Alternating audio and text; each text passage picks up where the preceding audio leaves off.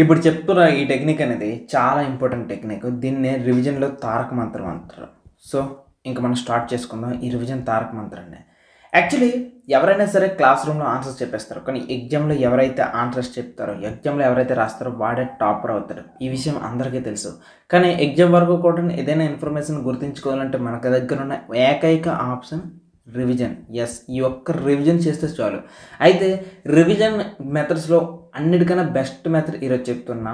దీన్నే రివిజన్ తారక మంత్రం అంటాము. సో, దీని యొక్క ఉపయోగం ఏంటి? దీని యొక్క థింగ్ ఏంటి అనేది అర్థం చేసుకోవడానికన్నా ముందు అసలు మన బ్రెయిన్ అనేది ఎలా వర్క్ అవుతది అనేది ముందు తెలుసుకోవాలి. ఇక్కడ మీకు ఒక చిన్న గ్రాఫ్ చూపిస్తా. ఈ గ్రాఫ్ చాలా జాగ్రత్తగా వినండి. So, this is the graph. Actually days గడిచే కొద్దీ కూడాను, ఇంకొక మాటలో చెప్పాలంటే వీక్స్ గడిచే కొద్దీ కూడాను నీ బ్రెయిన్ యొక్క కెపాసిటీ ఎలా ఉంటుందో తెలుసా? సో, నీ బ్రెయిన్ కెపాసిటీ రోజుకి ఇలా డౌన్ వెళ్ళిపోతూనే ఉంటుంది. ఇంకా ప్రిసైజ్‌గా చెప్పాలంటే ఇలా స్టార్ట్ అయింది ఇలాగే రోజుకి మర్చిపోతూ వెళ్ళిపోతూ ఉంటాం. So, this is the concept. దీన్ని ఏమంటామంటే ఫర్గెటింగ్ కర్వ్ అంటాం. ఈ ఫర్గెటింగ్ కర్వ్‌లో మీరు ఒక్కసారి అర్థం చేసుకుంటే మీకు ఒక థింగ్ అర్థమవుతుంది. ఇక్కడ కాలం గడిచే కొద్దీ కూడా దేన్నైనా మనం మర్చిపోతూ ఉంటాం. అందుకే కొంతమంది ఏమంటారంటే క్లాస్ అయిపోయిన వెంటనే నువ్వు ఏదైతే నేర్చుకున్నావో దాన్ని మరొక 10 మందికి చెప్పు, ఇంకా హెల్ప్ అవుతుంది అనుకొని చెప్తారు కదా! ఇదే సిట్యుయేషన్. సో, మరి ఇప్పుడు ఈ ఫర్గెటింగ్ కర్వ్‌ని మనం దాటుకొని మనం ఎలా గుర్తుపెట్టుకొని వెళ్ళాలి? మనం ఏ రకంగా తీసుకొని వెళ్ళాలి? సో, దీనికి ఆన్సర్ చెప్తే చాలా జాగ్రత్తగా నువ్వు ఒకసారి అబ్జర్వ్ చేస్తే ఇక్కడ ఈ పర్టిక్యులర్ పాయింట్‌లో నువ్వు మర్చిపోవడానికి స్టార్ట్ అవుతుంది కదా! సో, ఈ పర్టిక్యులర్ పాయింట్ ఆఫ్ వ్యూలో ఏం చేయాలి తెలుసా? సడన్‌గా నువ్వు మళ్ళీ చదువు. సో, ఎప్పుడైతే నువ్వు సడన్‌గా మళ్ళీ చదవడం మొదలెట్టావో నీకు గుర్తుండడం మళ్ళీ పెరుగుతది. సో, మళ్ళీ గుర్తున్నది కొన్ని రోజులకి డెఫినెట్‌లీ కూడా మళ్ళీ కిందకెళ్ళిపోతుంది కదా! ఇలా కిందకెళ్ళిపోతూ ఉంటుంది కాబట్టి మళ్ళీ ఏం చేస్తావంటే మళ్ళీ కొన్ని రోజులకి ఎక్కడైతే మర్చిపోయడానికి సిట్యుయేషన్ ఉందో అక్కడ మళ్ళీ చదువు. సో, ఇలా మళ్ళీ చదువుతావు. సో, ఈ రకంగా మళ్ళీ చదువుతూ ఉండడం వల్ల ఏమవుతుందో తెలుసా? నీకు గుర్తుండడం అదే లెవెల్‌లో ఉండిపోద్ది. So, yes. సో, నువ్వు మర్చిపోవాలనుకుని ట్రై చేస్తున్నా సరే మాటికి కూడాను అదే లెవెల్‌కి మళ్ళీ రీచ్ చేస్తూ ఉంటావు. సో, ఇది ఎలా ఉంటదంటే ఒక చిన్న పిల్లడు గాల్లో నుండి కిందకి పడిపోతున్నప్పుడు వాళ్ళ తండ్రి చేయితో పట్టుకొని మళ్ళీ పైకి లాగుతాడు. మళ్ళీ కింద పడిపోతుంటే మళ్ళీ పైకి లాగుతాడు. ఇలా అనమాట. వాడు పడిపోనివ్వకుండా కింద పడుతున్న ప్రతిసారి కూడా మనం రివిజన్ అనే దాన్ని అడ్డు పెట్టి నేర్చేసుకుంటాం. This is the forgetting curve. అయితే అంతా బాగుంది, మరి ఎలా నేర్చుకోవాలి? ఏ రకంగా ఇంప్లిమెంట్ చేయాలి అనేది మీకు డౌట్ ఉంది కాబట్టి క్లియర్గా చెప్తున్నా. నేను వీడియో టైటిల్ కూడా అదే పెట్టాను, 1/7/30. So, this is the thing. So, మనం ఏదైతే ఫస్ట్ రోజు నేర్చుకున్నామో ఫస్ట్ రోజు నేర్చుకున్న తర్వాత ఆ రోజు నైటే దీన్ని రివైజ్ చేయడం మొదలు పెట్టాలి. ఎస్, ఇది ఏ రోజైతే నైట్ మనం నేర్చుకున్నామో ఆ రోజు నైట్ మాత్రమే రివైజ్ చేసేయాలి వెంటనే. రివిజన్లో కూడా ఎలా ఉండాలి తెలుసా? మీరు బుక్ మూసి ఏమేమి చదువుకున్నారో వాటన్నిటిని మీకు మీరే క్వశ్చన్స్ వేసుకుని వెళ్ళిపోవాలి. అంతేగాని బుక్ని పైనుండి కిందకి చూసుకుని వెళ్ళిపోతే రాంగ్ అనమాట. సో, అలా కాకుండా చదువుకుని వెళ్ళాలి. వన్స్ 7 days అయిన తర్వాత 7th day కూడాను మీరు స్టార్ట్ చేయాలి. ఎలా చేయాలంటే మళ్ళీ సేమ్ అనమాట. ఏదైతే చదువుకున్నారో ఒకసారి గుర్తుకు తీసుకొని రావడం ట్రై చేయాలి. సో, ఒకవేళ ఏదైనా గుర్తు రాకపోతే ఒకసారి బుక్ ఓపెన్ చేసి చెక్ చేయాలి. సో, మళ్ళీ గుర్తు చేసుకోవడానికి ట్రై చేయాలి. ఈవెన్ ఈ టైంలో మీరు ఏం చేయొచ్చు తెలుసా? ఎగ్జామ్స్ రాయొచ్చు. ఓకే, కొన్ని ప్రాక్టీస్ క్వశ్చన్స్ సాల్వ్ చేయొచ్చు. ఇలా డిఫరెంట్ మెథడ్స్తో మీరు ట్రై చేస్తూ మీకున్న ఆ విషయాలన్నింటినీ కూడా చేస్తారు. సో, ఇక్కడ ఈ పడిపోతున్న ఈ గ్రాఫ్ని మళ్ళీ పైకి నిలబెడతారు. వన్స్ ఇదంతా జరిగిన తర్వాత 30th day, ఈ 30th day కూడా సేమ్ ఇదే పని చేస్తారు.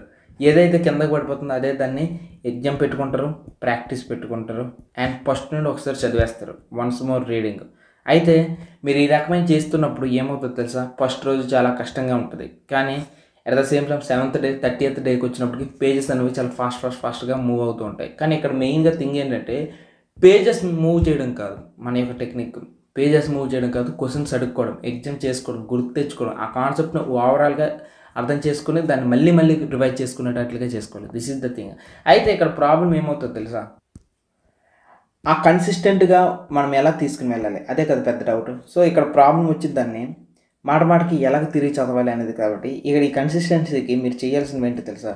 First one thing, Google calendars. Yes, Google క్యాలెండర్ని యూజ్ చేసుకుంటే మీకు చాలా వరకు కూడా హెల్ప్ చేస్తుంది. ఇంకా మీకు కొన్ని టూల్స్ చెప్తా. నోషన్, ఈ నోషన్ అనే యాప్ కూడాను మీకు చాలా హెల్ప్ చేస్తుంది. సో, క్యాలెండరు అదే రకంగా నోషన్ యాప్, ఈ రెండు కూడాను మీరు ఈ కన్సిస్టెన్సీ కోసం యూజ్ చేయండి. సో, మీకు గుర్తు తీసుకొని రావడానికి ట్రై చేస్తుంది.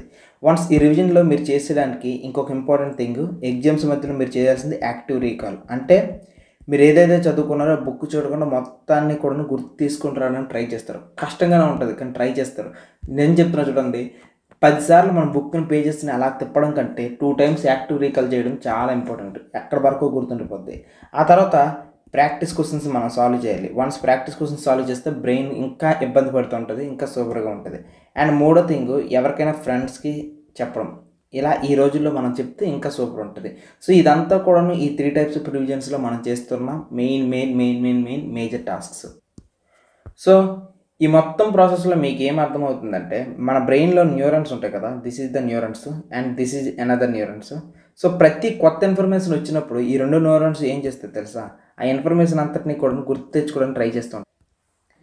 బ్రెయిన్లో ఉన్న ఈ కొత్త న్యూరాన్స్ అనేవి ఈ న్యూరాన్ పాత్స్ని లింక్అప్ చేసుకోవాలని అనుకుంటాయి. సో మొదట్లో మీరు నేర్చుకున్న ఇన్ఫర్మేషన్ మీ బ్రెయిన్ కొత్తగా ఉండొచ్చు, కానీ వన్ ఫైన్ డే మీరు ఇలా రివిజన్స్ చేస్తూ ఉండడం వల్ల ఇదంతా కూడాను ఇలా ఫిక్స్ అయిపోద్ది. దీనివల్ల వచ్చే బెనిఫిట్ ఏంటంటే, మీరు మొబైల్ కానీ అదే రకంగా ఏదైనా యూజ్ చేసేటప్పుడు ఆటోమేటిక్గా మీ చేయి స్క్రోల్ అవుతూ ఉంటుంది. ఎప్పుడైనా ట్రై చేస్తారా? దీన్నే మజిల్ మెమరీ అంటారు. లేదంటే సైకిల్ తొక్కేటప్పుడు మీరు ఒకప్పుడు భయంతో తొక్కేవాళ్ళు, ఎవరు వస్తున్నారో అనుకోని భయంతో చేసేవాళ్ళు. కానీ మీరు ఇప్పుడు ఫోన్ మాట్లాడుతూ కూడాను బైక్ తొక్కవచ్చు, కాల్ తొక్కవచ్చు, అదే రకంగా కార్ కూడా డ్రైవ్ చేసేస్తుంటారు. ఇదంతా కూడా మజిల్ మెమరీ. ఈవెన్ రైటింగ్ కూడాను మీరు చూడండి, ఆ ఫ్లో అనేది అలా వెళ్ళిపోతూ ఉంటుంది. సో స్విమ్మింగ్ కూడా అంతే. మీరు ఎవరితో మాట్లాడుతున్నా సరే మీ మెమరీని బిల్డప్ చేసుకోవడం వల్ల, మైండ్కి ఆ రకంగా అలవాటు చేసుకోవడం వల్ల నీ బాడీ అనేది దానికి అకస్టమ్ అయిపోద్ది. So this is the thing. So నువ్వు ఇక్కడ చేయాల్సింది ఏంటంటే, నువ్వు చేస్తున్న ఈ రిపిటేషన్స్ అన్నింటిలో కూడా నీ బ్రెయిన్కి ఇది ఒక కామన్ థింగ్, నీ బ్రెయిన్కి ఇది అలవాటు ఉన్న థింగ్ అనుకుని అలవాటు చేసేలా ట్రై చేస్తాం. సో దీన్ని ఏమంటామంటే neuroplasticity. So these are the things. So ఈ వీడియోలో మనం ఏమేమి డిస్కస్ చేస్తాం మరొకసారి రివైజ్ చేస్తే చూడండి. మొట్టమొదటి థింగ్, నీకు కన్సిస్టెంట్గా ఉండడానికి నీకు చూపించాను. సో టు బి ఫ్రాంక్గా ఫ్యాక్ట్ ఎలా ఉంటుంది, నువ్వు మర్చిపోతూ ఉంటావు ఎలా ఉంటుంది అనేది ఫ్యాక్ట్ గ్రాఫ్ రూపంలో చూపించాను. ఆ తర్వాత నెక్స్ట్ నీకు రివిజన్కి సంబంధించిన టెక్నిక్ అనేది చెప్పేశాను.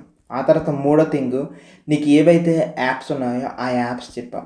ఆ తర్వాత నాలుగో థింగ్, అసలు మనం ఈ మొత్తం ప్రాసెస్లో అసలు ఏం చేయాలి అంటే, like active recall, previous year questions and ఫ్రెండ్తో మాట్లాడడం, ఆ క్వశ్చన్స్ అడుగుతాయి, ఇవి చెప్పా.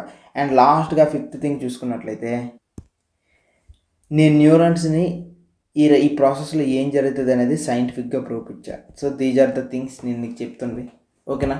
సో ట్రై చేస్తే రిజల్ట్స్ వస్తాయి, ట్రై చేయకపోతే ఏ రిజల్ట్స్ రావు. సో నువ్వు ట్రై చేసి రిజల్ట్స్ ఏవైతే వస్తాయో వాటిని కింద వీడియో కామెంట్లో పెట్టు.